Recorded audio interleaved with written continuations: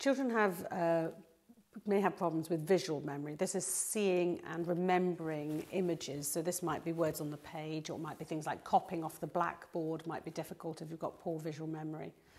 You might have difficulties when you've been looking at pictures on a page and being able to sequence them properly, or have difficulties of seeing what's important from the foreground. So a bit like Where's Wally, looking at a busy picture and picking out the relevant bits. So children might find it difficult when they're reading to look down, look up, be able to find then the relevant words. So tracking might be difficult as well.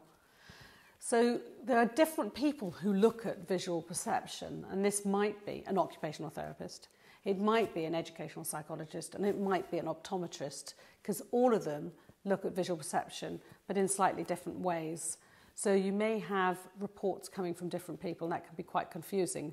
But they're looking at the visual perceptual process of how images are made in the head and how you can actually sequence them, or you can see from the foreground, from the background, you can deconstruct images.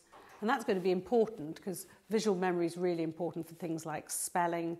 It's important for hand-eye coordination, my hand and my eye working together. Visual perception is also important for writing skills. It's actually important for playing ball skills. You need to be able to have foot-eye coordination as well. So your visual perception as well as your visual acuity, your lens working, is going to be important for school and at home in a number of different ways.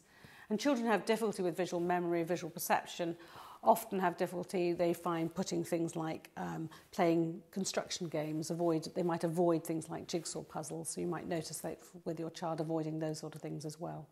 But have your child's visual acuity checked. That's really important because your child might need to wear glasses, and that might help considerably.